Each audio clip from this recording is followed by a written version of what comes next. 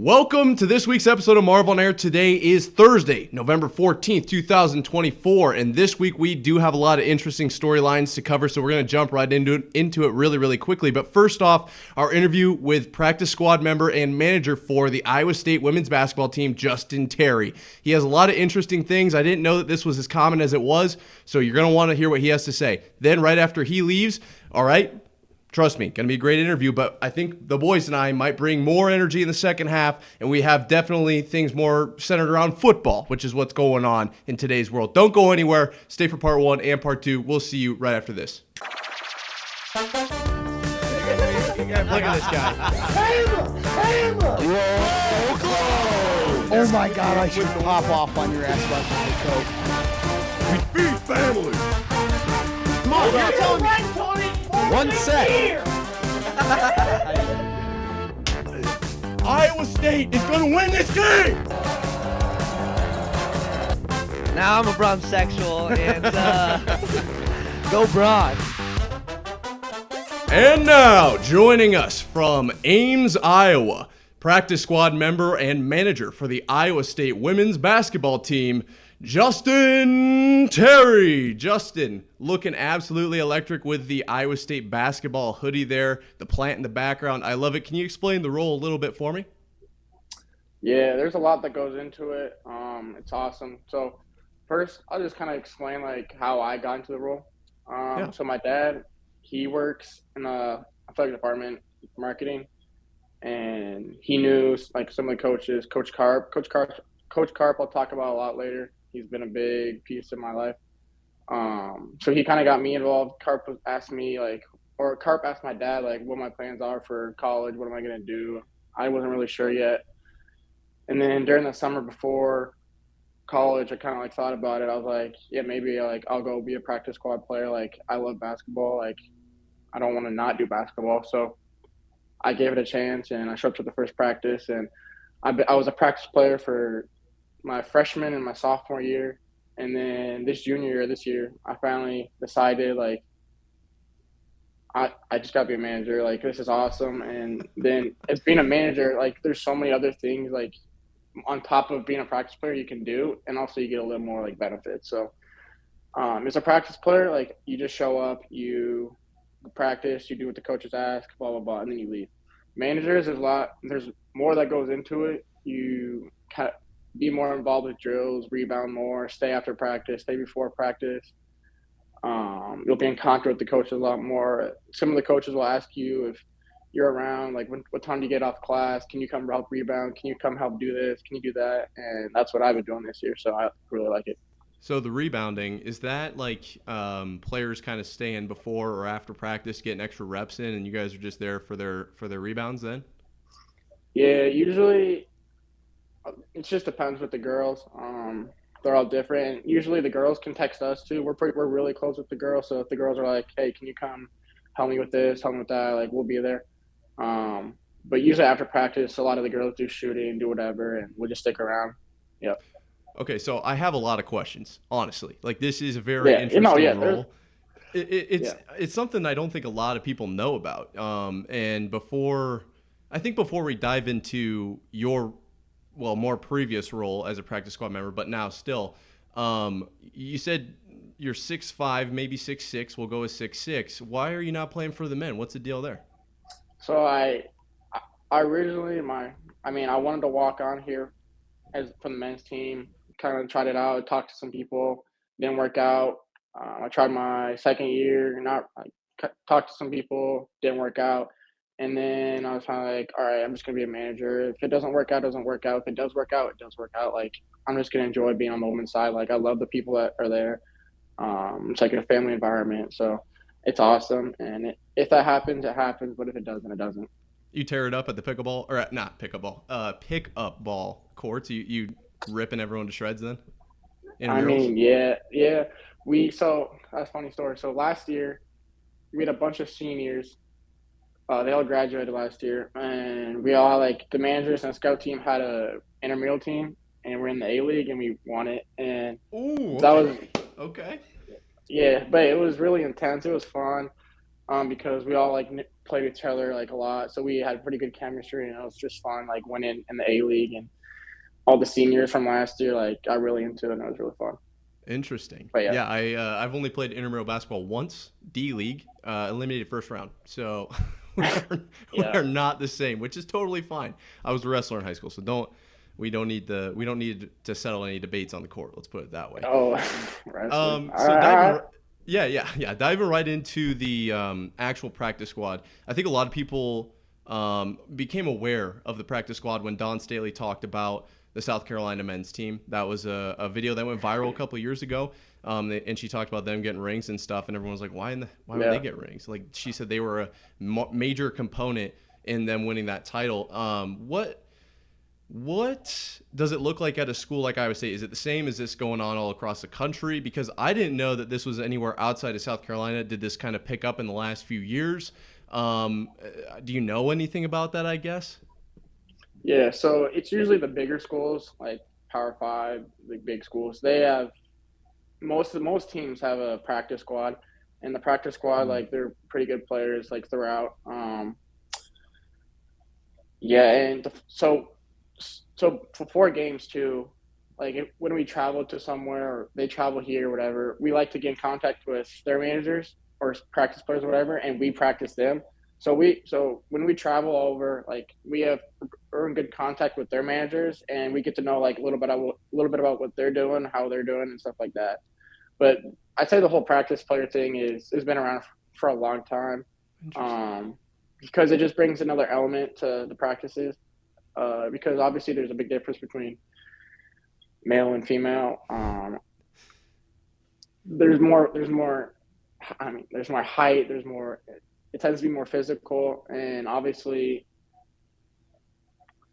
it can pay off because right now, like we're playing non-conference, and a lot of the girls are pretty small.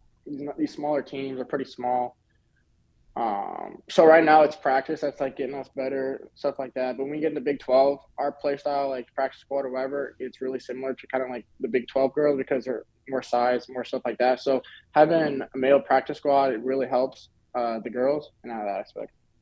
So obviously you touched on kind of the difference in biology between guys and girls, right? You guys are taller, a little bit lankier potentially. What is there any like I don't want to say like limitations that you guys have during the practice? Oh yeah. So there's a lot of we like to joke around a lot. One of our coaches, Coach Shaven, she always says, "Don't block that shot. The girl, it's unrealistic," and stuff like that. But we always joke around. Like, I mean, we're just having fun out there. If we do block, so the rule, like, don't leave your feet to jump. But I mean, we're just playing basketball. Like, it's hard not to. Because obviously girls or women are not going to pin someone off the backboard unless you're South Carolina who's got big girls or stuff like that. But, we just have fun. Shaven's always like, don't block that shot, blah, blah, blah. But it's fun in the end because it makes the girls more competitive, but it's fun. You guys keep it light out there, keep it fun. We try. Or is it pretty? If it's pretty nailed down, that would make sense. No. During practice, we meet with the girls. We get after it a lot. But after practice, like we're all cool. Like if there's trash talking back and forth, but after practice, we're all cool. We're together every single day, so it's like a family. Like we're just getting each other better, and we're there for them. So at the end of the day, they need to know that we're there for them, and we're gonna do anything to make them better. So after practice, it's cool, like dap each other up, tell jokes, it's whatever. So if there was a bad practice, they had a bad practice, they turn the ball over, they get their shot blocked, whatever. It's cool. Like at the end of practice, like it's basketball. Move on. Right, it's all a game. Makes complete sense. Yeah. You mentioned South Carolina. I'm looking at your guys' schedule here. 3-0 start the season. Hey, let's go on the right track. Love that. Yep. You got UNI next. Is that a couple days from now? Oh no, okay. We got next week. St. Thomas, Minnesota, then Northern Iowa, Drake, then South Carolina. Are we already prepping for that game, or is that a game we think we can take? I don't know. Honestly, I don't know enough about basketball to really know what goes into a preseason matchup like this. Are we going to be like resting players? What is the deal against South Carolina? Obviously ranked number 1. We usually take it one game at a time. we don't like to look too far ahead. Obviously, we know they're on the schedule. We know that we're going to play them eventually, but usually take it one game at a time. Like the time will come, we'll play them, but we haven't really talked about them much. It's usually just one game at a time. So St. Thomas on Thursday. Interesting. Okay. Yeah, I like that. I like that mentality. Obviously, one of my memories from high school football was we had a team that was significantly better than us, and they were already prepping for the week after in the playoffs. Yeah. And we were like, yeah, you're not even going to be playing, my friend. Guess what? They didn't prep for us. We beat them. You can't get too far ahead of the 8 ball. I like that. We need to be winning a Big 12 championship for sure this year. I do ask, obviously, Iowa State winning the Big 12. I don't know if that was last year or 2 years ago. I obviously didn't do enough prep. But do you guys get rings? I'm asking on your behalf here because if you're not, then that's something we got to fix. Do we have any hardware? Yeah, so we won the Big 12 championship. I was obviously a practice player, and I did not get a ring, but the managers did. The managers did get a ring. The managers got rings. Yeah. Oh, we got to fix this. We got to do something. Hey, but I'm a manager now, so. It's coming this year. Who knows what happens? This year. Who knows what happens? Yeah, that's what I'm saying. Yep. Okay. No, I remember when they won the national championship, Don Staley, hey, all these guys get rings. So I had to ask, and this is my official petition. All of the practice squad guys got to get Big 12 rings, got to get national championship rings. I understand now that you're a manager, you'll probably get one anyways. Yeah. But those guys, like your brother, for example, boom. Yeah. Needs a ring. Does it run in the family? You guys are basketball guys through and through? Yeah. Me and my brother, we went to high school, obviously, together. He was 3 years behind me. So we played for 3 years together. My dad, there's not really that much basketball. My mom obviously played basketball, but she ran track in college here at Iowa State. And then my mom ran track and my dad swam here for a little bit. So obviously Iowa State's been on our blood forever, but not really basketball. Gotcha. Yeah, well, Iowa State, I bleed cardinal and gold just as much as you. Actually, I should hesitate to say that because two athletes from you might have me edged out on that one. I'll let you kind of go here. You mentioned your relation with the coaching staff earlier and kind of how you wanted to dive into that. I'm curious, now as a manager with a bigger role, how much do you, I will say, get coached by those guys? Obviously, your main role, and I understand this 100% as a strength conditioning major, is to support the team, right? It's all about the team. You guys are kind of secondary to that whole thing, which I completely get. But do you get any coaching up from those guys? Do you get to go into their office with personal questions or questions about practice or anything like that? How much has that impacted your time here at Iowa State and your development over the last few years? No, yeah, the coaches, they feel like a second family. Every year I get super close with them, especially Coach Carp. I can go into his office any day, whether it's about basketball, whether it's about school, whether it's about girls, relationships, anything. And he's awesome. But the whole staff together, I've just gotten to know them in 3 years. Coach Fenley, he makes it's just a family atmosphere. Whenever you walk in the building, everyone's always has a smile on their face. You can talk to anyone. You can go in, everyone's office is always open. If you have a question about what's going on in practice, what's going on in the next week, whatever. And they're just awesome about it. For coaching, do you mean coaching the players or them coaching us? Well, you basically answered the question, right? So a coach obviously coaches up players on the court, right? We need to be running this set. This is what we got to do in this situation. Don't cross over here. I want you going right. Maybe a little Allen Iverson step over, right? That's the kind of thing that Iowa State coaches because we are so good. But they are also, mentor figures, right? They're people that you can bounce ideas off of, people that you can, I would say, draw inspiration from, but kind of look up to, if you will. And so that you kind of answered the question there. Just them being there for you guys, building a whole team atmosphere, including the practice squad and managers. Yeah, well, so I want to be a coach when I graduate. Okay. So I always pick up little things that the coaches are doing, little nuances, plays, how they act, what they're telling the players. So I'm always picking that up and picking their brain of why and what they're doing. So that's been a big part. Okay, so what I'm kind of curious now personally. What do you think Iowa State coaches do, that sets them apart from other coaches? Because it's a great coaching staff, right? We're ranked number 8 for a reason here. What makes them better than the rest and a great example for you to learn from for the future? I think this coaching staff is obviously the best in the country. Coach Penley, this is his 30th season as the coach. He's going to go in the Hall of Fame. He's awesome. With the whole staff together, like I don't think anyone matches us. We just have experience. We know how to treat people. When if it's off the court, we know how to treat people like with utmost respect. We always leave locker rooms, buses, or wherever totally clean. We're always there for each other. So that's I also picked that up as well as the basketball part. So those two together, like it just makes me a better person being around them, and then hopefully will make me a better coach one day. Okay, interesting. Are you going to coach basketball then, I assume? Yeah, that's the goal. Makes sense. Big, tall enough for sure. Yep. I actually, people that listen to the show will know. Allegedly, potentially, on some degree, I went out to Connecticut, spent some time with potentially, allegedly, the Yukon Huskies. I don't know what I'm allowed to say here, so all these words are very strategically placed.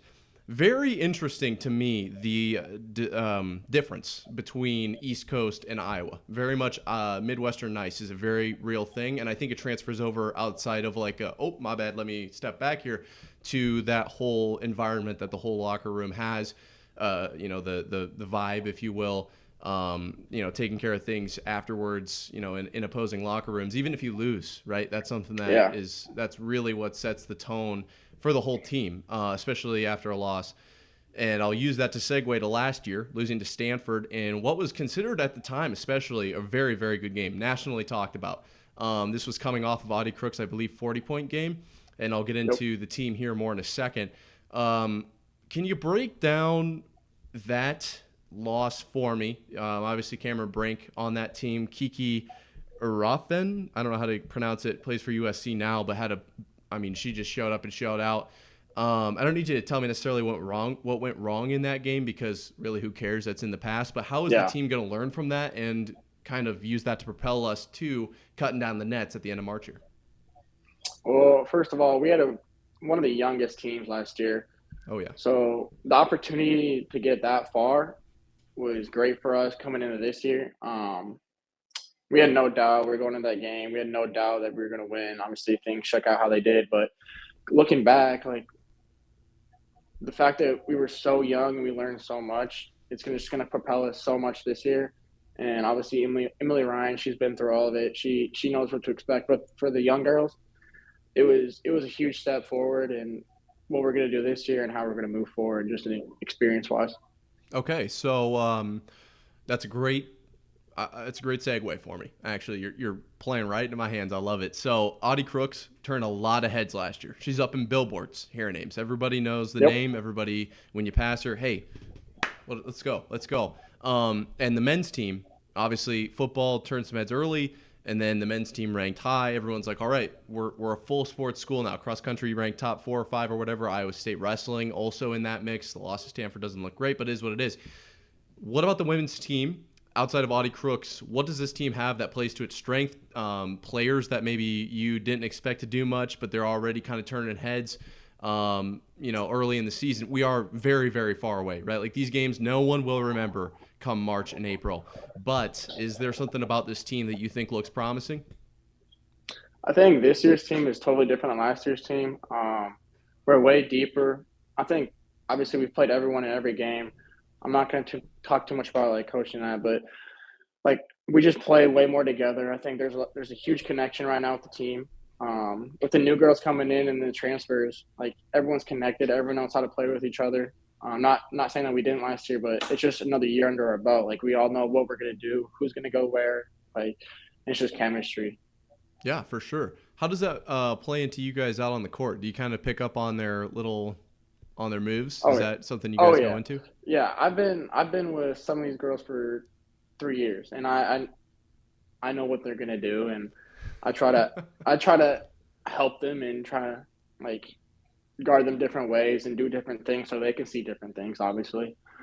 But yeah, I know what they're gonna do sometimes. Okay, for sure. Okay, so this is a good question. I just kind of I'm coming up with these as I go at this point. So I have 2 younger sisters. Going into like 7th grade or so, that means they're going to be 3rd graders.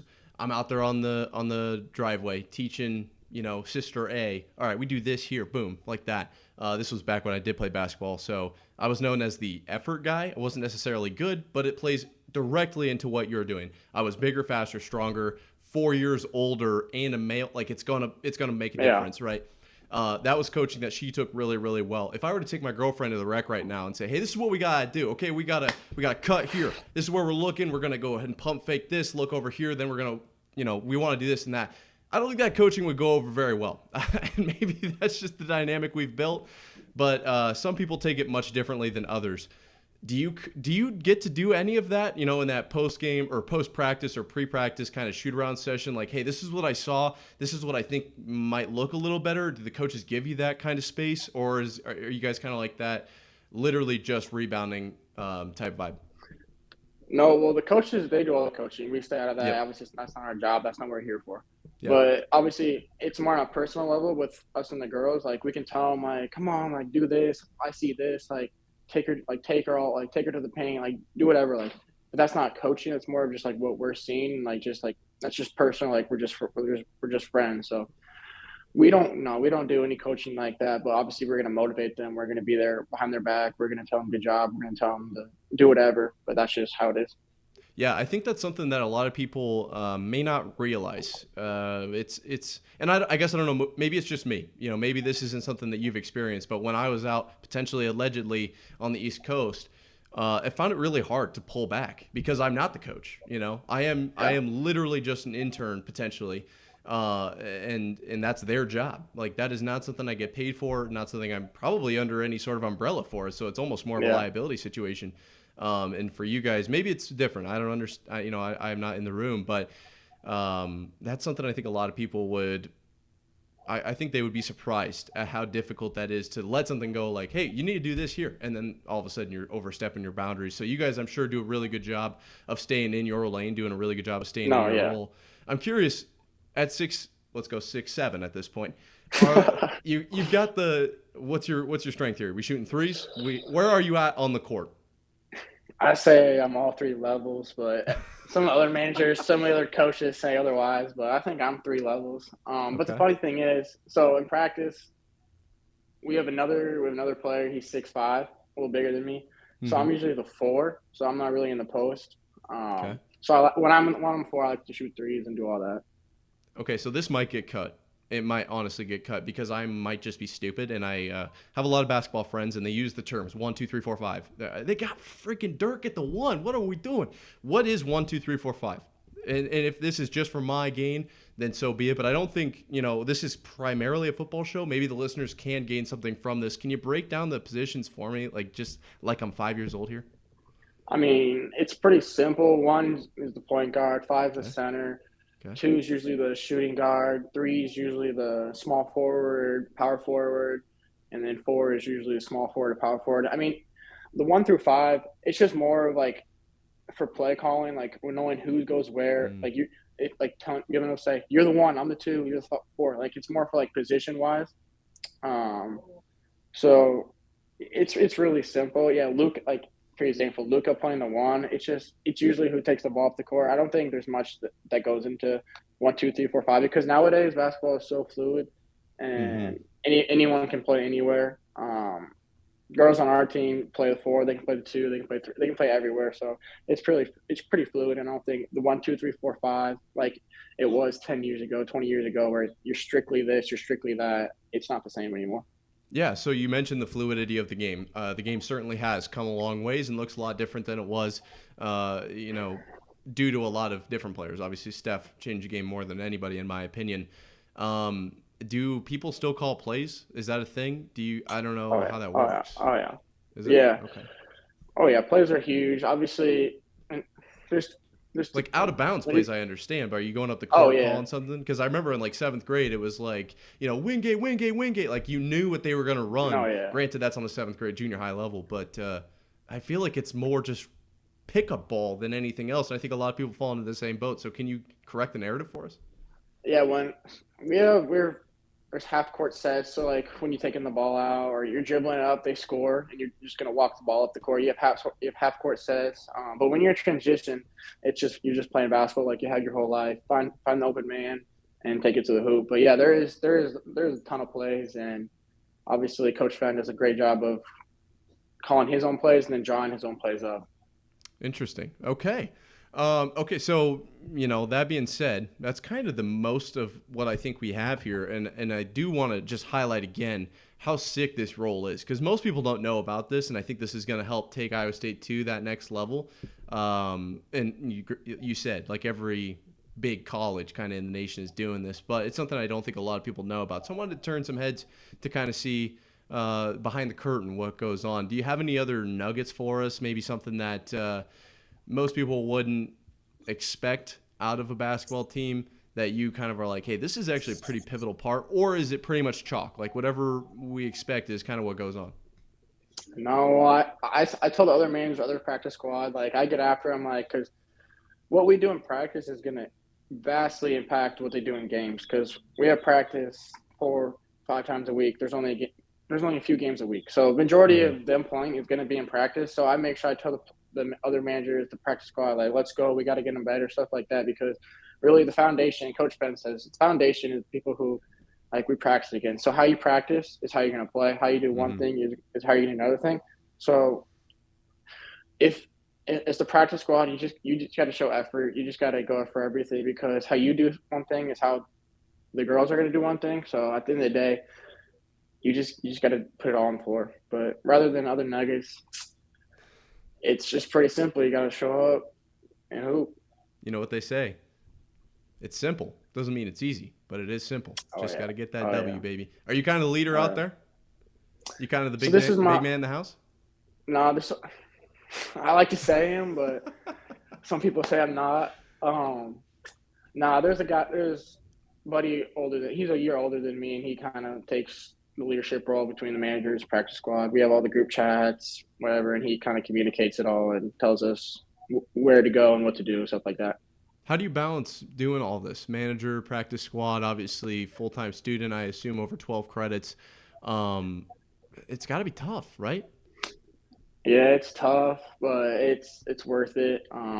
They give us opportunities for they obviously they know we're students, players, managers, like they know we have other things going outside of practice. So they make sure that they give us time.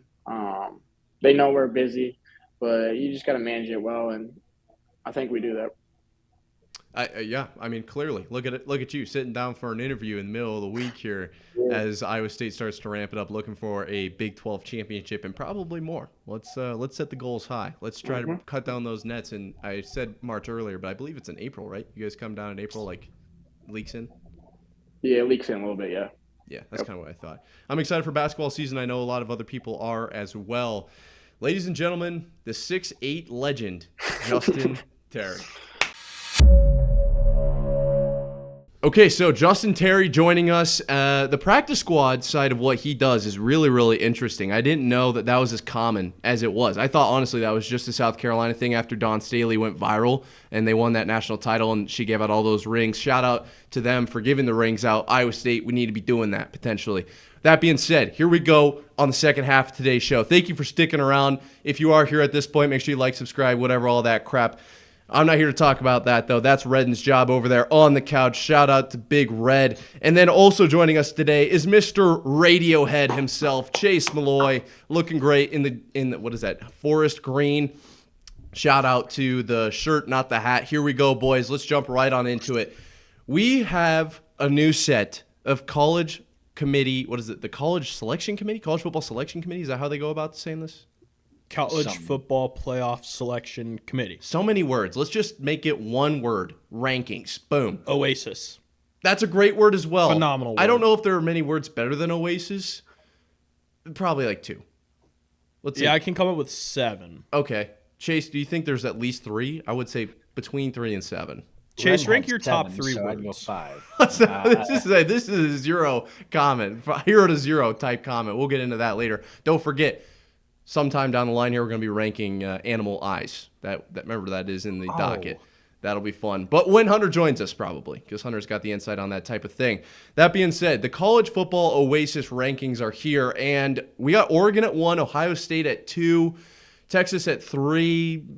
This is an interesting one. Obviously, these are the official rankings, okay? But this here is the playoff prediction bracket, if you will. And what you will notice is first out is Georgia. Okay, Red, will you break down what's going on here? Georgia's not in there. They have one of the toughest schedules, one of the best teams in the nation. Is it wrong? Is this right? What are we doing? Yeah, I mean, this is one of those things where when we initially talked about going from the 4-team playoff to the 12-team playoff, if this was a 4-team playoff, Georgia isn't even remotely close to this conversation, right? Yep. This conversation gets to happen because it is a 12-team playoff. That being said, Georgia has absolutely no offense whatsoever. They just don't move the ball somehow. Their defense, they're still Georgia on the defensive side of the ball, but they have 2 losses right now. They do have a tough schedule. They did lose to teams that are probably also going to be in the playoff, so some people are saying that should make them in the playoff, but it's really one of those things where we're still early on in this. There's still 3 games left to be played, and I wouldn't worry about it too much. I think that will kind of handle itself. Interesting. And Mr. Earmuffs, what do we think of that? Does Georgia deserve a spot just because they do play such a tough schedule? Because we don't want to incentivize weak schedules here, obviously. I mean, they have the hardest schedule in the nation. I think number 1 ranked. I think they should be in. I think they're a top 12 team in the nation. Is what it comes down to. But with the automatic bids, you're gonna have probably a couple teams that deserve to be pushed out by some lackadaisical conference champions. Interesting. So currently looking at it, you have Miami at the 4. Then I think that's BYU at 3, Texas at 2, and Oregon at 1. And to be honest, I don't hate that. I think BYU is extremely fraudulent, and we'll get into that in just a few minutes. But I really hate BYU, and that's the way that this whole thing works. I think realistically there is a scenario where Boise State is the number 4 seed just because they are a better conference champion than what could come out of the Big 12. But a couple things need to fall certain specific ways for that to happen. But I don't know. Here we go again with Notre Dame. I hate Notre Dame being in there, but Ole Miss is a solid team. Penn State getting a playoff game at home in this current situation, that's really, really cool. That's what we do love about the 12-team playoff. Ohio State in there as well. What opens your eyes most here, Chase, outside of obviously Georgia being left out, SMU not in this either, Alabama coming in at 10. Indiana is a big topic of conversation. If we go back to the official rankings here, you've got BYU at 6 and Indiana at 5. People will argue BYU has more big wins than Indiana, and Indiana obviously handing opponents losses on silver platters. They're not squeaking away with them. They are like, hey, here's your L, my friend. And that is, I think, where the committee is putting them at 5 as opposed to a few, let's say, sloppy wins from BYU, but they have more big wins. Chase, when you look at this bracket, what do you take from it at first look? If you're the 5 seed, you probably have the easiest route and the best route. Okay. With Miami at 4, then I assume you mean? Yes. I mean, interesting. Well, BYU is, I agree, they're frauds. They don't probably deserve automatic bye. They probably don't deserve to be even in the playoff in general. Jeez. Their record looks great. They're undefeated, but I think they'll lose a game eventually. They have to. They looked terrible on Saturday. They did not look good. And you know what would be awesome? BYU they do a full FSU next year. We look at a 1-12 BYU team going into the playoffs next year. That'd be electric. I guess it'd be 1-11 or whatever the number would iron out to be. But you get my point. I don't think this team's very good. And neither does Mark Harlan. Let's let him take the floor here. Utah AD, this is the perfect time to jump into that game, and specifically, I watched it myself. I watched it live. To say that there is no hole in my TV is a miracle. Obviously rooting for BYU to lose as an Iowa State fan to tighten up the Big 12. And that conference we'll dive into in just a second here. But this is what Utah's AD Mark Harlan had to say after the loss to BYU. 12 years, this game was absolutely stolen from us. We were excited about being in the Big 12, but tonight I am not. We won this game, someone else stole it from us. Very disappointed. I will talk to the commissioner. This was not fair to our team. I'm disgusted by the professionalism of the officiating crew tonight.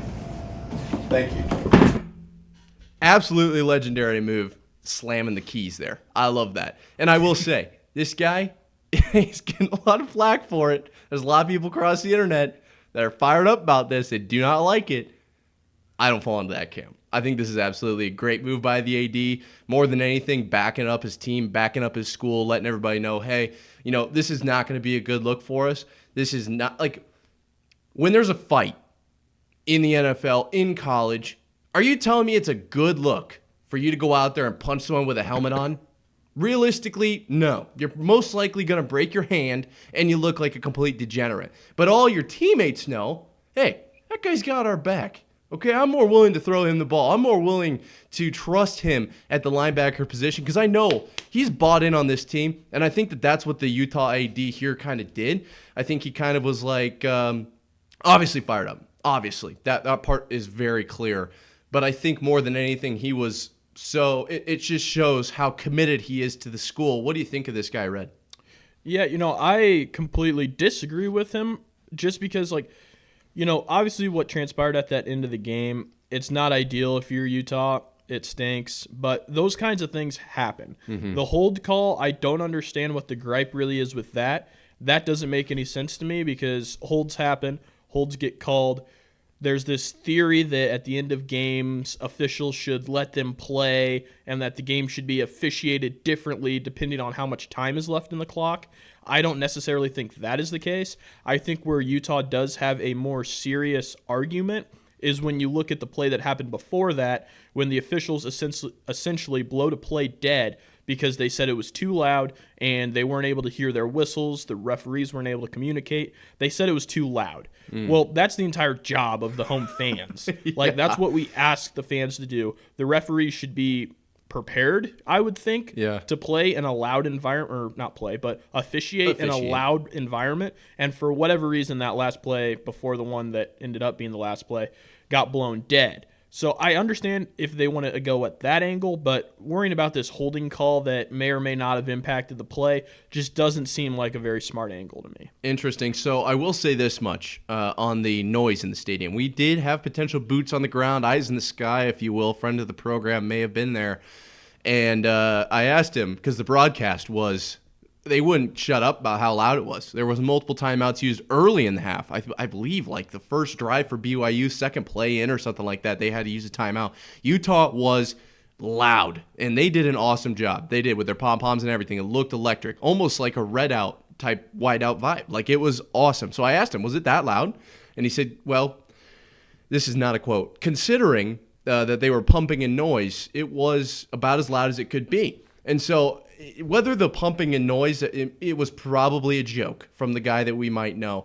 But more than anything, I want to say, if you can get your stadium to be so loud that the refs cannot whistle to each other, then they don't get to whistle to each other. The refs just don't exist anymore. That is, if you can get it that loud, because those whistles are loud. If you can get it that loud, then you officially run the state. You are the referees. So just commit murder on the field. Well, yes.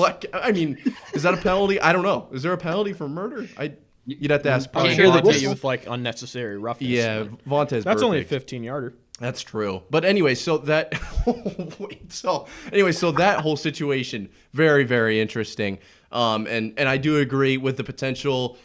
Should it be called? Shouldn't it be called? I think it should be called evenly throughout the entire game. I will always, as I was rooting for Utah, say that played the potential hold, which they wouldn't even show it on the broadcast. We needed fans in the stands to be like, oh, it was actually a hold, and it looked like it might have been. It didn't impact the play, but that's just my take. Chase, your thoughts on the Utah-BYU Holy War game? Yeah, I mean, the hold needed to be called. I think it was a hold. It's crazy that they don't show it on the broadcast because they probably have every angle possible on that field. Yeah. I would hope so anyway. But, Utah came to play that game. The home fans making the refs call play dead simply because they can't hear each other's nuts. Never seen it before. And then just the refs having to admit that, just kind of like a kick to the shorts, I would say. But I had BYU to cover, and they did not. So I would have liked to see them lose anyway. But There's a penalty there. It has to get called. Move on. I like that the AD has the kids' backs, but he did kind of sound like a whiny bitch. That is definitely a valid point. I think a lot of people are siding on that whole side of the argument. But I will say also, a lot of people say, why didn't you just stop him right after that? That's a fair point. I don't think they still that drove all the way down the field. Yeah, I think a part of that is that there's a momentum factor in that whole thing. They had to play fourth down multiple times, and they ended up really BYU never actually got fourth down. Realistically, they actually were given the conversion on the hold. So, I can definitely see where they're coming from, but I will say this much. That game was so much fun to watch. Man, Utah, they were flying around on defense. And honestly, the whole game was just a lot of defensive stands and Utah being a little bit incompetent with the ball. It was a really good game. I probably won't watch it again unless it's on at midnight. Just the nature of that game not being as big as others are on the slate. But I guess that, that's just going to happen. So with that being said, looking at, one last look here at the rankings, I think obviously BYU at 3, that's wild to me. They need to be a 4. And then Boise State getting in there. That was what I was going to say, about the Big 12. Unless BYU wins out and they are the conference champion, there is a very realistic chance that, BYU wins out, loses the Big 12 championship. Then, the Big 12 champion probably gets in and BYU might sneak in as like a 10 or an 11. That means that Boise State probably is the number 4. They're a better conference champion than a 2-loss Colorado or a 2-loss Kansas State. I don't want to see BYU win it. I honestly kind of want to see Colorado get in there or Kansas State get in there just for representation of the Big 12. Not that any Big 12 team is probably going to win it this year. If you were to look at this bracket as it currently stands, Chase, who would you take to win it? I know you like the 4 seed there, or 5 seed, excuse me, from Ohio State with their path through Miami, but like Ole Miss, who's pretty good, and then they have to play BYU in the second round. That's like automatic semis, in my opinion. Yeah, no, I agree with you. I think Ole Miss is a way better team than Penn State, and I think obviously they're a way better team than BYU. They got a pretty easy look at the semis there. They're hot right now. They've been playing pretty well, so you can't leave them out, but we got some season left.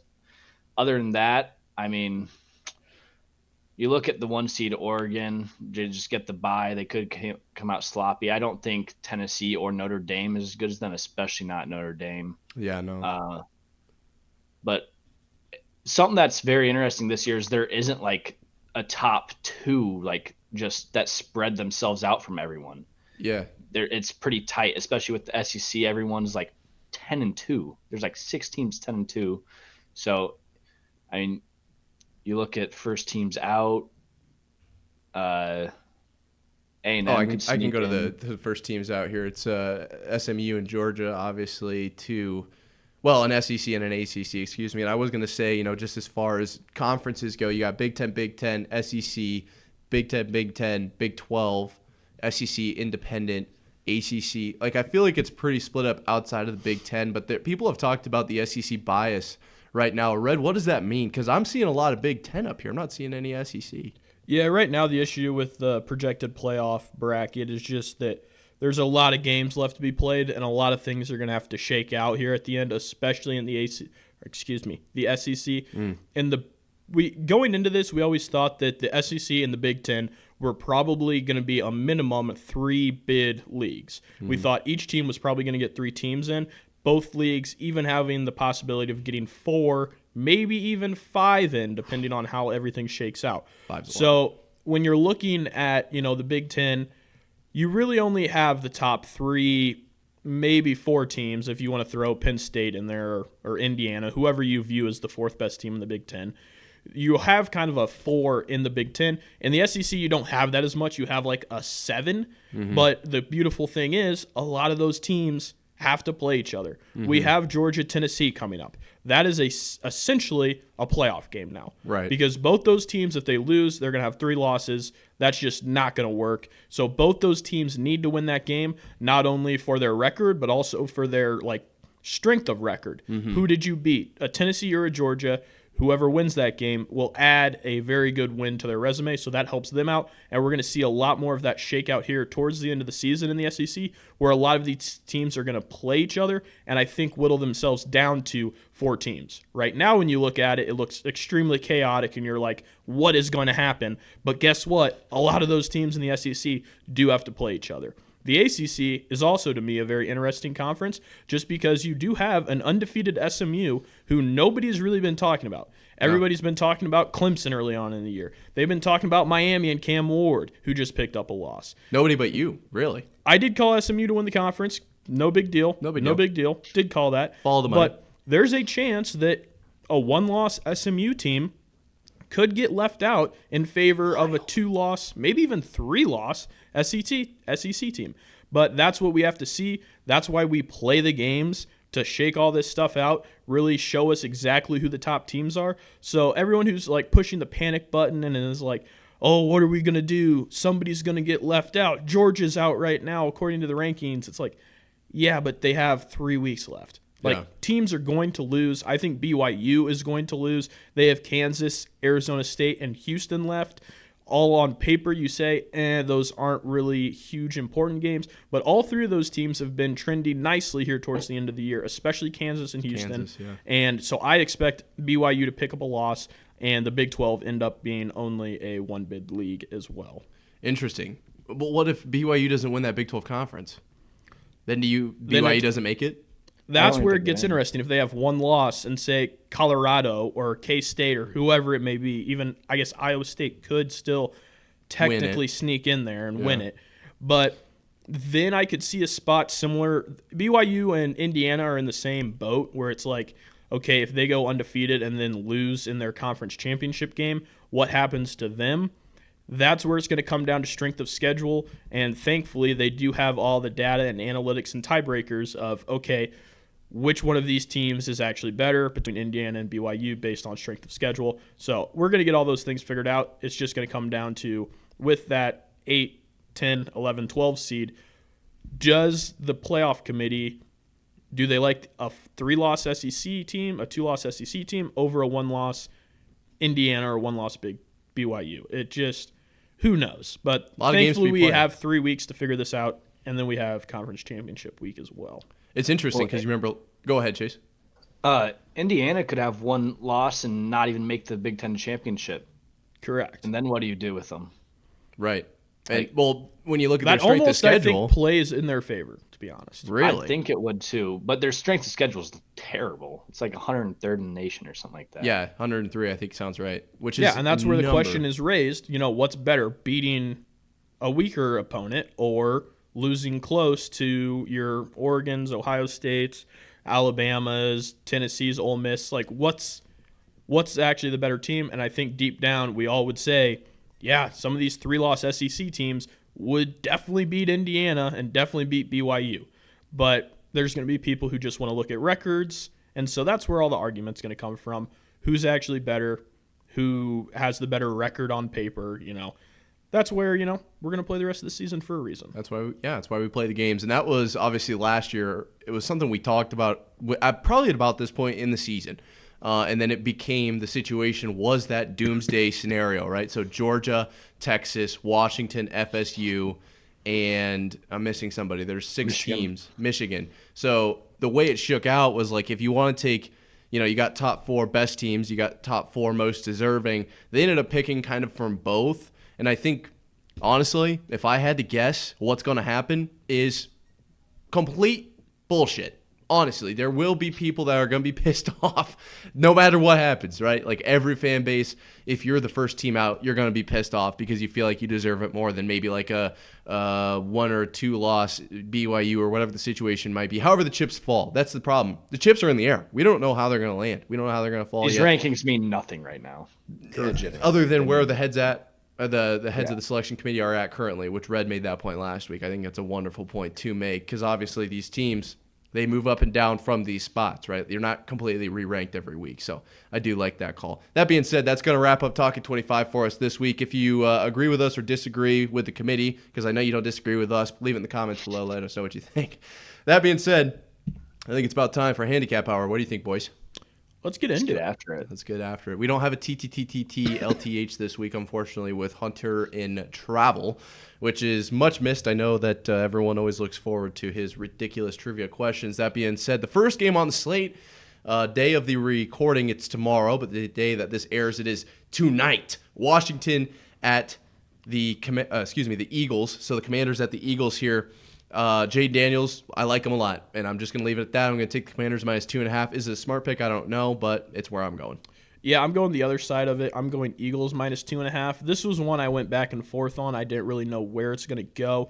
At the end of the day, this just, to me, both these teams haven't really played anyone. They're similar to, as we just talked about, a BYU and Indiana. It's like, okay, they have a decently impressive record. They've been winning these games.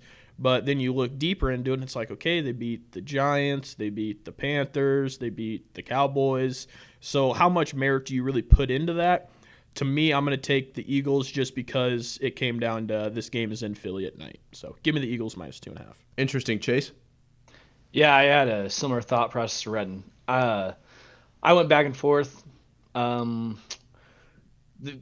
was looking at it. The Commanders really don't have a good win. They really don't. I mean, the Cardinals are their best win. They smoked them, but the Bears are like their next best win, and the Bears are awful now, we see. So I went Eagles minus 2.5. I just think the defense is better, more explosive at home at night. I don't know. I think the Commanders are good, but they're no Drake May good, that's for sure. We'll get into the Patriots in just a few minutes here. To start off our Sunday, noon slate, we have the Raiders at Dolphins. Dolphins coming off of a Monday night game, so obviously a bit of a short week for them, that being into account. I don't know if I can give the Raiders the nod here. I'll go Dolphins minus 1.5, but to me, I just don't know if either of these teams are good, to be honest. Yeah, I said Dolphins minus 2.5. I also don't have a great feel on either of these teams. The reason I went Dolphins 2.5 is solely because their ceiling feels so much higher than what the Raiders is. Hopefully we see that on Sunday. Dolphins minus 2.5. Don't love Tua trying to actively get concussions. They're not achievements. I don't know what he's doing here. Like the dude is just diving into like linemen's knees, and it's like, dude, you shouldn't be playing probably to begin with, and now you're actively not even trying to semi-appear to take care of yourself. No. He's actively trying to die, and it's going to happen. Like, everyone knows that at some point he will be carted off the field for the last time. It's going to happen. Probably. So what? It's ridiculous. I'm not going to watch this game because one of these times will be Tua's last game. Recently, I've been replaying the Batman Arkham Origins game. Came out in like 2013. Great game. Absolutely legendary game. I think Batman might take less damage over the course of the entire campaign than Tua does. Like, specifically to the dome as well. I don't know how he does it, how he's still out there, but he might have to go back and take some more jiu-jitsu classes because he's got to learn. Like, at some point, you cannot dive at the knees after you just threw the interception. You got to walk away. Like, turn and go straight to the sideline if you have to, just to be able to keep playing because that team is so much better with Tua on the field. Chase, your thoughts on the Dolphins against the Raiders game? Yeah, I got Dolphins minus 5.5. If I was Tua, I would, like you said, as soon as I throw a pick, just lay down or something. Get out of the way. No one is going to care anymore because of how many concussions he had. And instead, he goes and throws the least textbook tackle in the world on this guy. Head down on the ground, turn to him, just giving it to his knee. But I still think Dolphins are a better team. I got them minus 5.5. I am scared that halfway through the game we'll lose Tua and all of a sudden our picks just go out the window because they are so much worse without him, realistically. Just need him to learn to – and I think you're right, Chase. I think it's a great point. If he did just like literally pull an ostrich and throw his head in the sand, like nobody would be upset. Well, he actually, doesn't want to do that. yeah. Maybe his feet or his hands. Like he's glued to the ground. Do not touch me. People would actually commend that. They would be like, shout out Tua for figuring it out. Speaking of figuring it out, the Browns and the Saints game. Okay, Cleveland will be heading to the New Orleans Bayou to face the Saints here. I'm going to take the Browns. Let's take a minus 15.5 just because I don't like the Saints very much. I don't think they're a very good team. Got a win last week. Some of their fans seem to think they're going to the Super Bowl. That's not a joke. If you, I don't know who called in where. There was a Saints fan. Oh, that's incredible. The host was like, "Did you just take pre-workout before this?" No, I think he did Coke. I think he was that fired up. But nonetheless, I like the Browns here. What do you think, Red? Yeah, I'm saying Browns -5.5. The Saints are they're not in a good spot. They've started to at least sell parts, so like that's promising to see. If you're a Saints fan, at least you're like, okay, maybe we're getting off this carousel of just consistently being middle of the pack to terrible. We're actually trying to build something here. So that's promising to see, but overall, Browns 5.5. Okay, and Chase, your thoughts on your hometown team, obviously, where you grew up. I'm pretty sure that's why you're a Saints fan. What do you think of this, guys? No. No, I got the Saints -2.5. I'm still not a fan of them winning games this year, just because I would just like picked a them to high win by draft more than pick. 2.5. Do you understand how the spreads But the work? Browns are bad. The Browns They have are Jameis. bad. What are you talking? Yeah, And what are we? We have a new head coach. I should have known this would happen, that they would get a new head coach, come in, win the next game, but I did not. I figured they'd lose again and just keep losing. I'd rather lose because we got to win out to even probably have a chance at the playoffs, go 10-7. But the team had a lot of fight. I thought they were just going to quit on the year after losing to the Panthers, but I think we're back, not completely, but they say. Yeah, that was I got incredible, Saints Chase. You already 2.5. talked yourself into being back. Into making the playoffs. No, we have to win out to go to the playoffs. We're not. It's just not going to happen. Is the simple fact. I would rather lose games at this point to get the pick, but I will no longer sulk, I guess, because maybe we can win out. You never know. But the hopes aren't too high. The mental gymnastics here is incredible. I actually. That's wild. Imagine how my head feels. I don't know what's going on anymore. So currently, the New Orleans Saints are picking at 7. As standings currently stand, obviously those things will get shuffled around. Patriots picking 6. We're the top 3 and 7 team. Not sure how that whole. I guess it's all tiebreakers and stuff. But that you made a good point, Chase.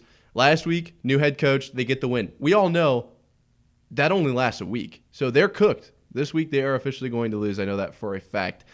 Next up, we got Colts at Jets. Anthony Richardson named the starter. We are playing, you speak of mental gymnastics, I can't imagine what AR-15 is going through. I'm sure he's psyched up now that he's a starter, but I wouldn't be surprised if he's benched for Joe, give it 2 weeks. That being said, Jets kind of suck. I think we're going to take the Colts -4.5. I don't know if I really like a pick either way in this game because the Jets are supposed to be the next Super Bowl winners, but they suck. So how does that work? Yeah, I don't really know either. If there was a way to pick both these teams to lose, I would. But so I said Colts -1.5. Yeah, we'll just go with Colts -1.5. I agree. Chase? I went Jets -1.5. Okay. See, but I don't hate like that. Switching to AR. They might switch back to Flacco after 2 drives. I think they're just flipping a coin at this point to see who's going to start at quarterback and then just go with it. But hopefully the Jets can figure it the fuck out. So, Do you think that they like go into Wednesday practice? They run their whole practice. They don't look at anything that's going on out in the field because they know that it's not going to translate to the actual field, right? They don't care how these quarterbacks play in practice. They just have them do okay, so this week, guys, we're going to set up a fold-up table. Whoever can land the most bottle flips in 5 minutes gets to be the starter. It's kind of what it feels like. That's how it feels. Both of them suck right now. And I hope the best for AR-15. And Joe Flacco with the Cleveland Browns was one of the most electric runs. I mean, he was one of my favorite quarterbacks. He was throwing moon balls just out the wazoo. It was fun. But it doesn't feel like that there's a whole lot of rhyme or reason to those starts and or sits, if you will. Next up, we got Vikings at Titans. I think this is pretty self-explanatory. The Titans stink. Vikings are good. Big picture there. I'm going to take the Vikings -7.5. What do you think, Red? Yeah, I'm going Vikings -5.5. They just haven't been looking quite as sharp as they did at the beginning of the year. That's fair. They're not beating up on teams the way that you'd think, so I'm going Vikings -5.5. Okay, and Chase? I got a -4.5 for pretty much the same reasons. Honestly, I don't think it's a fair assessment. I don't think that's a bad call. Yeah. I think that they're not quite as good as we maybe thought they were. A couple teams in the NFC North may be pretty well-rounded, but we'll have to see more from the Vikings to make that conclusion. Speaking of the NFC North, we do have a showdown in the NFC North coming up. Packers at Bears. I think Packers are pretty good, and maybe a couple weeks ago there was a chance you picked the Bears here by 1.5 or so. I don't think that's the case anymore. Obviously, beat down by the Patriots last week for the Bears. Not great look. Not a great look. I will say that much. As Drake May is the quarterback of the future. Robert Kraft looking into texting other people, hey, how do we develop a quarterback? Just how do we go about that? He's willing to submit some pride, essentially, to try to get his quarterback up to the next level, to be the next Tom Brady. All of that tangent aside, I've got the Packers. Let's take them 4.5 here. I feel like it's not going to be a blowout, but the Packers are better. Yeah, I think that there's just an absolute mess going on in Chicago. It's bad. Like, they just fired their OC. They fired some other guy who was a part of their offensive, whatever you want to call that. I'm not even sure it's offense, to be honest. You can't call it offense what they're putting on the field. I don't know. Something bad is going on in Chicago. Apparently, reports are coming out that players don't want Caleb Williams to even start. So who knows what's going on over there? They seem like they're in complete disarray. This is normally where the Packers, on an organizational level, just take care of Chicago. I'm taking the Packers minus 13.5. Interesting. Chase, if you were the GM of Chicago, you blaming this crumble on Caleb Williams or on the staff? What do we think here? You got to look at yourself because you didn't get rid of the fucking head coach in the offseason. Yeah, that's fair. And you got rid of Justin Fields. That's kind of a double whammy. Well, Justin wasn't doing well there either. I mean, I think, yeah. Was that Justin or was that? That's what I mean. Eberflus? Yeah, it's probably Eberflus. Horrible. Eberflus might be a worse head coach than us three. Honestly, there's a chance. I mean, look at Chase's headset. Are you kidding me? He plays the role quite well, if you ask me. He either looks like a coach or he's going to take your order at a McDonald's. You don't know. That's fair. I like that. It's a fine line, Chase. Nothing to be ashamed of. Yeah. No, the mic is a lot better though. So shout out to you. Someone's got to put the fries in the bags. Exactly. Someone's got to do it. All right, Chase. What do you think of the game? Packers minus 9.5. This Bears team's a fucking mess. Fair enough. Speaking of fucking mess, Jags. Jags take on the Lions at Ford Field. Jake Bates, one of the best stories in football right now, kicks the game winner for the Lions in that comeback win. Jared Goff throwing 5 picks. Not a great look. Not a great look. But you know what? As a team, they found a way to get the win. I do like that. I think the Jaguars are a significantly worse team than the Lions, and I will take the Lions by, let's say, 8.5 here. I like 8.5. What do you think, Red? Yeah, the fact that the Lions found a way to win last week after everything, seemingly everything went wrong for the Lions, and they still found a way to win. That's the mark of a good team. We've seen that tested time and time again. So everyone's saying that, maybe the Lions aren't quite as good as we think they are. I think that they've had an off week and still won. So to me, they're actually better than what we think they are. Yeah. So I'm taking the Lions minus 19.5. Oh, you're back on the big. Yeah, I'm with you on that. Yeah, anytime the Lions play a football game and Dan Campbell is their coach, just 19.5 is kind of the number. That's kind of a good sweet spot. I agree. Chase, are you going to go on the big spread side of things, or maybe Chase takes the Jags here? Potential. What do you got? Yeah, absolutely not. I got Lions minus 13.5. Okay. 2 touchdowns. I think Goff just played bad. He had a bad game. 5 interceptions. Still found a way to win. So this team's pretty legit, I think. So I look Goff to come back and throw for 500 yards instead of 5 interceptions. Put up a lot of big stats. Win by 14. What do you guys make of that? The Texans good then, or did the Lions just... No, Texans bad. Lions just fell apart? Yeah, off week for them. Fair enough. All right, next up we got Rams head to Foxborough to take on my Patriots. I hope to God the Rams win this game.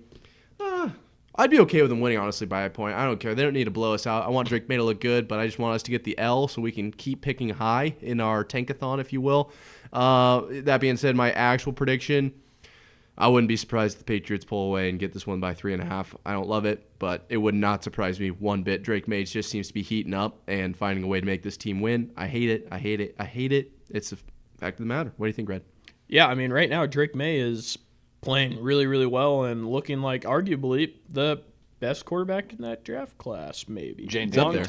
Long term, if you had to redraft right now, a lot of people would just take Jaden Daniels. But if you're thinking for the next 10 to 15 years, maybe you take Drake May.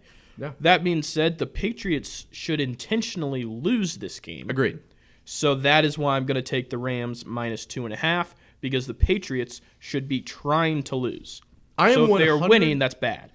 I am 100% on board with a close game that we lose to a field goal. That's kind of what I'm thinking. That's what I want to happen. 100%. We show promise. We show, signs of development. And then they kick a field goal and beat us. Oh, no. We're still picking top 10. Shit. I wouldn't hate that at all. Chase, what do you think of this game?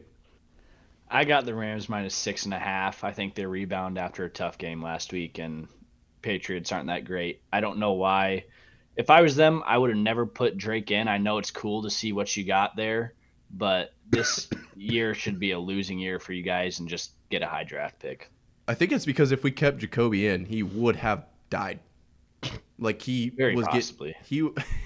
was getting beat up back there. They eventually were like, all right, this is cruel and unusual punishment. We got to take him out. I don't love the play either, but it is what it is. So gives a chance to Drake to develop there. And I mean, we can only hope that we lose. And that's a crazy sentence to say as a Patriots fan. Next up, we have an AFC North showdown between the Ravens and the Steelers at Acrisure Stadium. Two very good teams. This actually will probably be one of the best games on. Of course, it's in the noon slate, the last of our noon slate. Actually, pretty solid 3 o'clock slate as well, so I don't hate it. I'm going to go with the Ravens -4.5 here, but honestly, the Steelers are a very good team as well. And Russ has that team undefeated right now. So say what you will about their preseason kind of rankings and whatnot, but they are playing some of their best football. What do you think, Red? Yeah, this was a game that if it was at night in Pittsburgh, it's without a doubt Pittsburgh. But it being not at night makes me want to take the Ravens. Okay. Because of that, I'm going to take the Steelers. Okay. I knew it was coming back. Yep. I talked myself out of the Steelers, so that means I should probably just stick with them. Yeah. So obviously Russell Wilson has been playing pretty well for whatever enough. reason. I can't stand the guy. He's very annoying. But for whatever reason, he hasn't playing well. This seems like a spot where Steelers win and people are like, oh, are the Steelers for real? And then Ravens lose and people kind of write them off. And then all of a sudden it's January and it's like, oh, yeah, the Ravens are good. Oh, yeah. So my thinking, Steelers -1.5. I don't hate it. Chase, what do you think of this game? I got Steelers -1.5 as well. Ooh, okay. Kind of for the same reasons. I mean, it's at Pittsburgh. It's a pretty big rivalry. So Ravens just got done with a tough game against the Bengals, close game anyway. Yeah. Very fun game to watch. So the Steelers team's good too. I mean, they find ways to win close games. I went 1.5, probably should be at 1, but I think they can pull it out and I'm done betting against them. So fair enough. Chase or Red, you talk all the time about the knockout punch, right? And I think that just as much as you can talk about that, you can also talk about the ability of a team to win in those close games, right? And maybe a game that you weren't the better team or, maybe you made a few mistakes or whatever, but it came down to the wire and you have the ability to pull it out. Look at Jake Bates and the Lions last week, and they were not the better team in that game, and Jared Goff certainly wasn't the better quarterback, but they found a way to win. The Steelers do feel like a team that they have that X factor, but I also just wonder if maybe the Ravens make it too, it's a little bit too out of reach for the Steelers. Mm-hmm.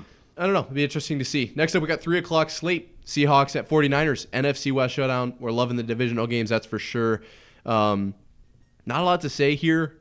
C-Mac, I believe, is back, and the Seahawks are a fun team. I'm going to take let's take the 49ers -2.5, but I don't really know if I have a great feeling either way on this one. Yeah, I'm going 49ers -3.5. I'm in the same boat. I don't have a great feeling here. Initially, I wanted to say Seahawks, but I don't think this is going to be a postseason without the 49ers. Yeah. And so at some point, they need to start winning games so they can win their division. This is a divisional game.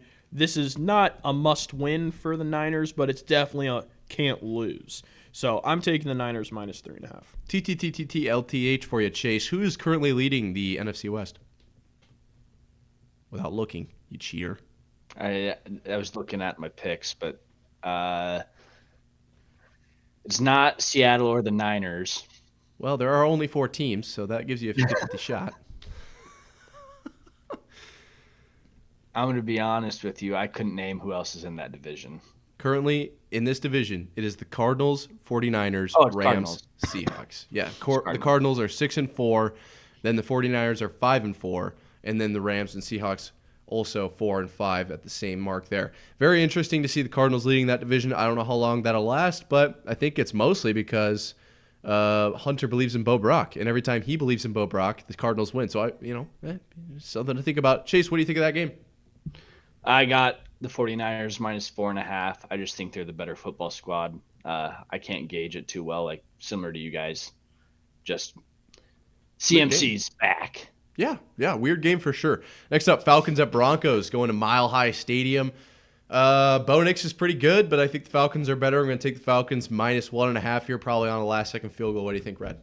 Yeah, I think the Falcons they're again, one of those teams, should be good on paper. They just don't ever quite put it together. I think Sean Payton's a good coach. I think Bo Nix isn't a bad quarterback. I said Broncos minus 3.5 in the Mile High Stadium. I don't hate that at all. Chase, your thoughts? I got Broncos minus 2.5 just purely because I wanted to pick the Falcons, and they're in the Saints division, so I got to go against them. They lost me money last week because I bet against my Saints, so fuck them. Fair. It's completely valid. Next up, we got the I would say this is the game that the Chiefs have to lose a game this season, but the Chiefs got away with one again last week, and I'm not going to talk about it because I want to keep my desk intact. But we have the Chiefs going to the Bills here. To pick anyone but the Chiefs is just a stupid pick. It really is. I'm going to take the Chiefs minus, I guess, 4.5. They'll keep it close. Probably a last-second touchdown or something. They won't have to kick the extra point. That makes it 6. That's a 1.5-point differential. I'm okay with that. What do you think, Red? Yeah, I've seen the light on this one. I've always thought that the Chiefs will never lose a football game. I've always thought that the Chiefs are always going to find a way to win said football game. Yes. That being said, they do that a lot in the postseason. I think this is one of those games where, once again, the Bills beat Patrick Mahomes and the Chiefs in the regular season, and Bills fans finally get to be like, ooh, like they are do we year. have them? Yeah. Do we have them? Is this the year? Yeah. And then they play in the playoffs and the Chiefs win. So I'm going to take the Bills at a big number. I'm saying Bills minus 12.5. I think this is the game we say, are the Chiefs broken? What's wrong? Is it finally Buffalo's year? We're going to do this whole carousel for the rest of the year. And then, lo and behold, AFC Championship game, Patrick Mahomes beats Josh Allen in overtime. That's just how it goes every single time. I'm saying Bills minus 12.5 because I think they come out quick. And I think the storyline after, because what the Chiefs have been doing all year is sticking with teams in the first, 35, 40 minutes of the game, and then just being the Chiefs for the last 20 minutes. Yeah. I think this is a game where Josh Allen can be up 4 scores going into the fourth quarter, and then it's like, oh no, what's going to happen? Yeah. So I'm saying Bills minus 12.5 just because I do think they blow them out, and we finally get to be like, oh, Patrick Mahomes doesn't quite have it anymore, when in fact, he's always had it. He's always going to have it. It's Patrick Mahomes. In this model, if the Chiefs lose this game like this, do they just win the rest of the games handily? What happens the rest of the season? I think they'll lose 1 or 2 more, and it's gonna be they'll win the Super Bowl with 2-3 losses. Yeah, it'll be ridiculous. I agree. Or Chase, lose to the Lions. that would be America's win. Oh my god, That'd be incredible. That would. I mean, the economy. Jared Goff just for president. think about the economy. It would The feed implications families. would be. Yeah, it would be enormous. Chase, your thoughts on the game? I hate to say it, but I completely agree with Redden here. I took the agree Bills too. minus 9.5 just because I think if the Chiefs can keep a game close, they're going to win it. That's what it comes down to. They pull some magic out, block a field goal, and they find a way always. So I think the way to beat the Chiefs, you got to come out hot, swinging, got to put up a lot of points quick because they can't be close in the fourth because Patrick Mahomes will find a way to win the game. The rest will give them something. It's got to be a game where they can't get it handed to them by the refs, or Patrick Mahomes can't go down, make in field goal range, or score a touchdown.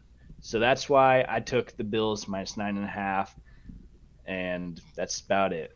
So Great pick. We have both sides of the coin here. I don't think either one is a bad pick per se. I have, Chiefs keep close and win as they always do, and you guys have, the Bills find a way to get out early and they're able to put them away. I like your guys' pick more because if the Chiefs not only three-peat but don't fucking lose a game, this podcast will cease to exist. I will go off the grid and never watch a football game again.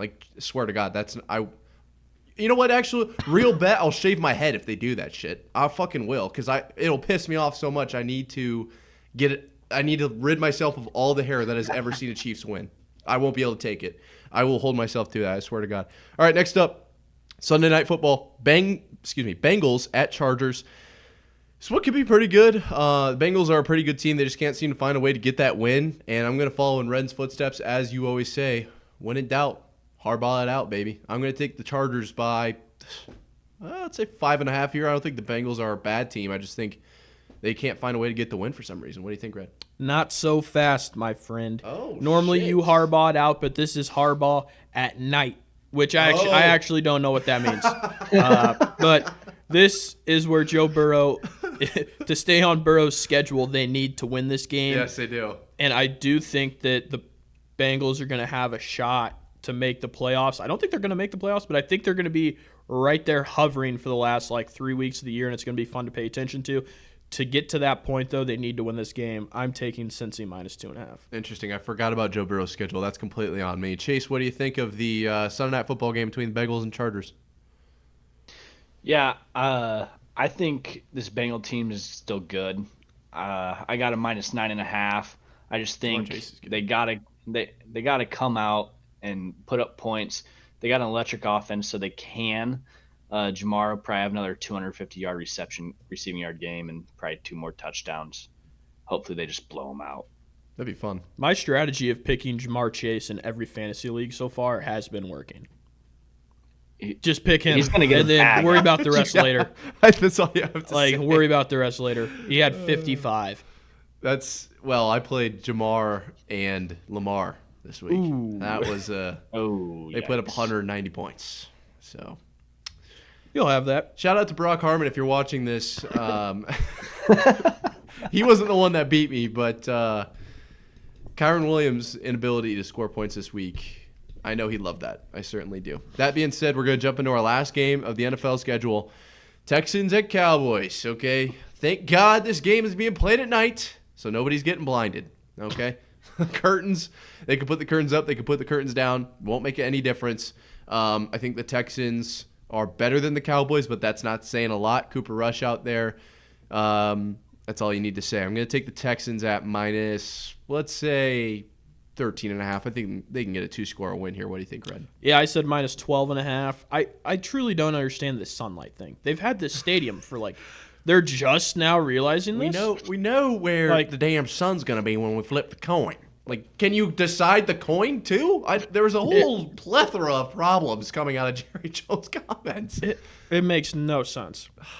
They have curtains. They have the curtains to stop that. But he said, well, it's a home field advantage for us, of course. This obviously sun, not, because only sunlight, your team is complaining about it. This sunlight, it prevents the other teams from being able to make plays in the sunlight, as you can see, because the sun is in their eyes, so they can't play correct football. Well, Jerry, guess what? It goes both fucking ways, my friend. You guys don't have tinted visors out there, so I don't. That's some of the craziest comments. Why don't we just rebuild the damn stadium then? Did anybody say that? No, we said put up curtains. It makes no sense. Those are I have command hooks holding up curtains in here. It's not that difficult, Jerry. It's really not that hard. Chase, your thoughts on Texans Cowboys? Cowboys are bad, and they're falling apart. Jerry Jones is a mess. He doesn't know what to do with the curtains. I got Texans minus 9.5. So to close it out, I'll ask you both. I'd like to hear both your opinions, to be honest, because I think you guys have valid points most of the time. Will the Cowboys be better when Jerry Jones retires? Red, go ahead. I'm going to go with no, because that's actually a trick question. Jerry Jones does not retire. Jerry Jones dies. Yeah, saw that coming. When Jerry Jones dies, I don't know. I don't know. I hope the answer is they don't get any better, because I don't like when the Cowboys are good. But also, who knows? Hopefully Jerry lives for another however long Jerry wants to live. Yeah. 20, 30, knowing Jerry probably ever. Nothing's stopping Jerry at this point. Who knows? Absolutely nothing. Chase, what do you think? I feel like he's holding them back. But maybe, you know what? As he said, well, if you're so damn smart, why aren't you going to the meeting with all the other 31 other owners? That's a valid point, Jerry. I'm sitting here in my apartment in Ames, Iowa, behind a $30 microphone. Okay, I don't really know what I'm talking about. What do you think, Chase? I think they get worse. Really? Yes. I mean, I think they're going to be in shambles because he's going to die. He's not going to just retire, and then they don't know who's going to be there anymore. And It's not Jerry His World son. anymore either. His they're son's going to gonna have take like, is that who it will be?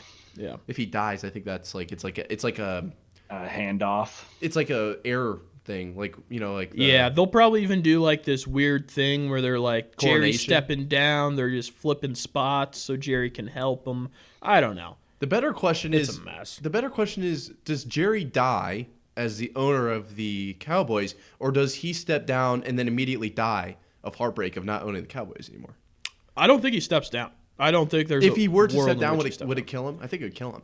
Absolutely. He no longer has Jerry World. Absolutely. If I he think was it would. forced to, yeah, for sure. I think it'd be a rough look for all of Texas. It's too bad Hunter's not here to have this conversation with us. I would have liked to see what he said about the curtains, because there's no way he's in favor of what Jerry's saying. Like, No. he's actually like just saying things at this point. That stadium's also like 30 years old. 20 years old. How are they just now realizing this is an issue? I think it's like constantly just an issue now, and they're like, "How are you guys not fixing this?" I think in Jerry's head, he was like, well, we're the Cowboys, so we're always going to play night games. And True. now all of a sudden they're not good, and he's like, we're playing in the 3 o'clock slot? It's almost like the sun sets around that time in the right winter. there, yeah, like directly in our eyeballs. We should build these massive windows facing west. So, It makes no sense. They do have the curtains too. If you want to have your stadium east and west, fine. It makes Yeah, no have sense. curtains. I don't Do think they But have stadiums curtains? should be Do we know built that? north to south. they put them up for concerts and shit. They actually, that's not a joke. They have the equipment to do it.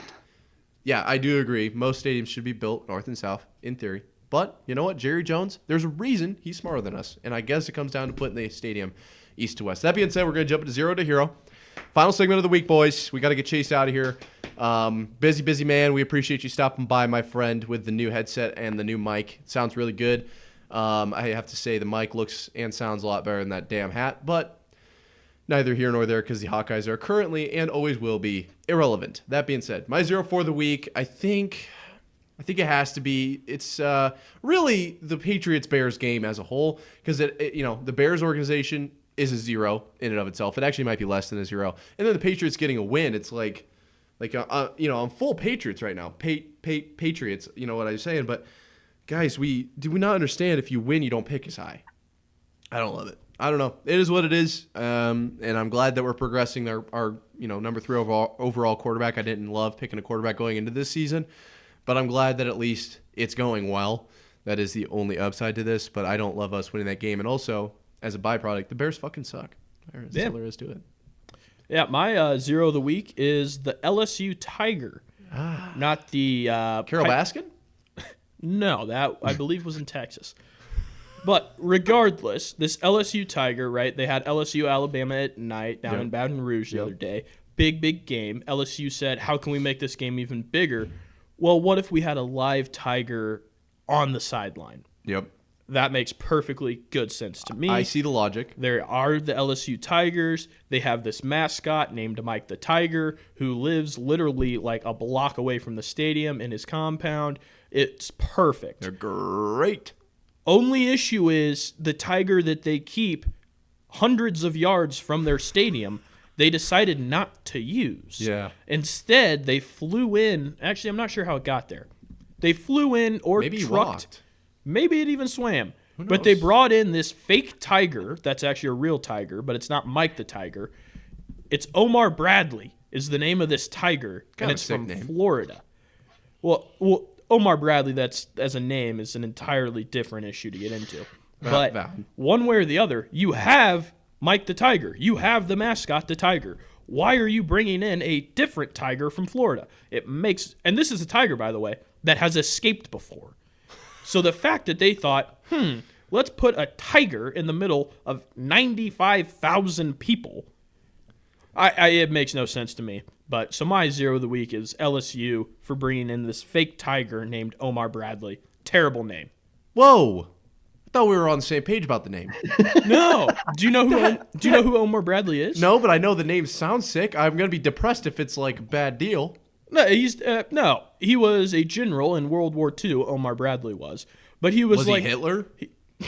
he was like the 5th best general in World War II. They didn't even pick a good general. What about like Dwight Eisenhower? Okay, so obviously, George Patton. Yeah, Hitler's off the list. Can't go with Hitler. That's a no-go. Then Probably anyone wearing Close. red. Yep. Probably Wait, not. So Omar was on the good side, Yeah, I think and we he was hate British. the name. Was he Jesus. British? I don't know. You figure that out because I still stand on the fact that Omar Bradley is an awesome name. Omar Bradley Marvitz. No, he's in the If army. that were my name, I'd be like, oh, he was a Nazi? So maybe I don't name myself No, that. Omar Bradley was an American. Okay, so boom. Top But he 5 wasn't name of all even time. the His most name, important Nick. one. They should have named it Patton. Way better name. Patton. George Patton. George. Georgie Patton, the Tiger. Yeah. Famous for... George Patton was like the best American general. Like he did some insane stuff. Patton's a pretty cool name, too. Chase, who's your 0 this week? The state of Florida and their football teams, because they went 0-11 over the weekend. Miami did get a win on Monday, but over the weekend they were 0-11 between college and NFL. Kind of a wild stat. When the last time that has happened, probably never. I think it was Because Florida's usually 1982. decent. Okay, well, it wasn't actually that long ago then. So Is that? I have no say, idea. that's a red stat. Yeah, It seems pretty good though. I can't be real. That's a long time. It's like 42 years. Yeah, Something like that? That would have been 42 years ago. I was trying to find all these teams because there was teams in here I didn't even know about. Obviously, Yeah, they were listing all the D2 schools. like very literally every FBS and FCS and NFL team lost. Obviously, you got like your FSU, Miami, USF, UCF, like these kinds of teams. But there was teams in here I can't find it. But there were teams that were like, can't. never even heard of these guys. So So they still lost. yeah, doesn't matter because guess what? You took the L, my friend. That is what it is. Let's wrap it back around. Chase, I'll have you go back to back here. Who is your hero this week? My hero of the week is just traveling to the Rose Bowl. Ren and I went out to the UCLA Iowa game this weekend to support our good friend of the program, Caden Weegan, and the Friend of the Iowa. program, for Well, sure. he wasn't supporting the Iowa Hawkeyes, but I was. I was not wearing a UCLA jersey, and I definitely didn't bring one to the stadium either. Okay, so why don't you two break it down for me? What exactly went down at this game? Who won? I'm assuming if you guys went out there, Iowa got the win. I would have to think. What happened before, during, after? Break down the whole event for me. Was it everything you hoped for and more? The game kind of stunk from an Iowa fan's perspective because we lost 17-20. Yeah, didn't look very sharp. We started off hot, got up 10-0, and everyone thought we were just going to blow them out of the water, but not so fast. Football is played for 4 quarters for a reason, because it does not end after the first. If we did, it would have been a lot more fun to end on. But overall, the stadium's awesome. It was really cool to be at, just iconic, the Rose Bowl. Red and I got to go down on the field after the game, watch some fireworks, and get it to some mischief that we're currently trying to. Redden is currently trying to grow grass from the Rose Bowl. We Allegedly. Yeah, this is not confirmed. I cannot confirm or deny these allegations, but there's grass being grown somewhere. I'd like Redden to take over from his. Yeah, I can confirm said allegations. Chase ran out of words. Can someone please take the mic? Yeah, I can confirm said allegations. We did, in fact, steal grass from the Rose Bowl. And before we get that far, this was not a Marv on Air production. I want to make this very clear. No, this was. I didn't even know It this definitely was was. happening. I walk Marv into the sent us apartment and Hunter, Redden's over there over a fucking flower pot. I'm like, what's going on over there? Oh, I'm just planting some grass. I'm like, oh, okay, interesting. Yeah, it came from the Rose Bowl field. And I'm like, oh, did not see that coming. So just so we're all legally square, because I thought we were going to stick with the allegedly here, this was not Marv on Air deal at all. The channel is safe. You two I don't know about so much, but go ahead. As employees of Marv on Air, we do take full responsibility as a company. That being said, Tough look. yeah, honestly, great game, I thought. Maybe not the game wasn't great, but the atmosphere being there, everything was really cool, really incredible. Chase got in there the day before, me, I just, hopped off a plane at LAX with a dream in my cardigan, and we took an Uber straight to the stadium. So that was actually kind of cool. Wow. Just landing, drive through LA quick, show up at one of the most beautiful venues in sports. It was really incredible. But we talked about this a little bit pre-show here, and I think we'll go over this real quick. But last year, me and Nick went to the Penn State whiteout game. Last week, me and Chase went to the UCLA game at the Rose Bowl against Iowa. Bit of a Venn diagram here. A little bit, yeah. Venn diagram's a great word for it. But what I'll say about, when you try to compare the two games, Penn State was more intense. It was more rowdy and electric, where the Rose Bowl game has more of this, nostalgic, wow feel to it. Can't believe we're here. So to me, that was kind of the main difference. It was can't believe we're here at the Rose Bowl. The fact that we got to go down on the field and definitely not take any grass now that I think about it. That was really just a cool experience. And now there's currently a mini greenhouse in my room. Potentially. Hypothetically speaking. Yeah, apparently we just switched back, so now we are legally clean.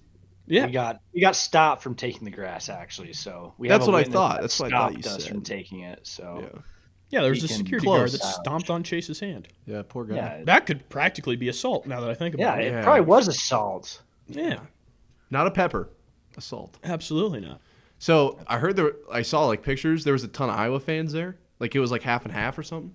Yeah, it was probably maybe a third were Iowa fans. Wow. I was actually really impressed with UCLA's show out. They packed it better than I thought they would. That's all I've heard is UCLA fans, they got better shit to do. They'd rather go to Kendall Jenner's lip store or whatever the fuck they have in LA than go to a football game. Especially it felt Friday night. Yeah, I think Friday night game, I think the fireworks show maybe had a little bit to do with it. I don't think that this was their typical, because you got to think about when they play in the early slate of college football, that is played at 9 a.m. local time. Wow. So I think that's why when you see these really, really empty stands, it's because it's 9 a.m. in Los Angeles. People aren't going to this game. But this was a night game. It was beautiful. It was incredible. So I think the fans ended up showing up a little bit. Interesting. That's your hero of the week then as well? Yeah, my hero of the week is Chase committing vandalism at the Rose Bowl. No, Chase getting assaulted. Hypothetically. Chase getting assaulted, I think. Correct. Yeah. Yes. Yeah. It was an assault. Maybe Please send all lawsuits to Marv on Air. Yeah, next time go for a paprika. Different spice. Do you guys know what paprika is? Heard of it. Over the head. What's a Don't know what the Let's joke go for was. a cumin. Not an assault. Isn't that a type of human? lizard? Pepper, a cumin. I think that's a type of lizard. I don't know. We need Hunter for this type of shit. That's not something I know. All right, either way, serious note. Serious, I'm not even lying here. This is for real. My hero this week, Kirk Herbstreit. This dude, legend, okay? And I will say, so I guess we'll set the stage a little bit more. Ben Herbstreit, his dog, has been a national treasure. This is old news by this point. You guys are probably tired of hearing about it on Thursday, but I could not talk about it because obviously Kirk loses his dog Thursday to the battle with cancer, and all of the nation is just, it's gonna tug on your heartstrings. I didn't even know the dog, and it was rough. Then he calls Thursday Night Football, okay, and in an electric way. He wasn't out there sounding like Gus Johnson or anything. He was really bringing the energy, and I thought, man, this is absolutely awesome. Then Saturday comes around, and guess what? He's on College Game Day too. This guy does everything. He's one of the best in the business, and he does a whole tribute to Ben on College Game Day, and it actually choked me up. If it didn't choke you up, you must not be a dog person or really a Kirk Herbstreit person. You have to have or a personal. Person. Yeah, you have to have. There's just no way that did not get to your heartstrings at least a little bit. And then Kirk to go out and just keep calling games and bringing some of the best insight on College Game Day. I thought that was absolutely awesome. I think a lot of people kind of overlook that. They're, good for him that he's still out there and we're proud of you or whatever. But it's a dog and it's going to be what it is. No, if you watch the tribute, it's more than a dog. Ben was more than a dog, not only to Kirk, but to the entire nation. And I just wanted to make sure that was clear yes, it is old. It's a week old by now, but it was still one of the biggest stories, I think, this year in all of football, really, because Kirk does both the NFL and college football. So shout out to Kirk. Round of applause to him, our hero this week. We won't dwell on the downsides of that situation. I saw he brought one of his other dogs to the set on Saturday, so already the beginning of a new regime. I can't imagine what he was going through. I'm sure at this point he's on the up and up, but those first couple days, man, that had to have been tough. That being said, that's all we got for today's episode. If you enjoyed Justin Terry and everything he had to say about Iowa State women's basketball, be sure to leave a like. If you enjoyed Chase's takes on college football, make sure you subscribe. If you enjoyed Redden's takes on the UCLA game and overall his Zero and Hero for the week, that's where you leave a review as a podcast listener. And if you're a fan of Ben Herbstreit, you have to tell somebody about the show. That's just the rules of the game. Unfortunately, I don't make the rules. And I do know I know that everybody loves Ben Herbstreit. So that is every single one of you. You have to tell someone you know about the show and tell them, hey, these guys are the real deal. We appreciate every one of you guys for listening. That being said, Red, will you please do me the honors? Deuces.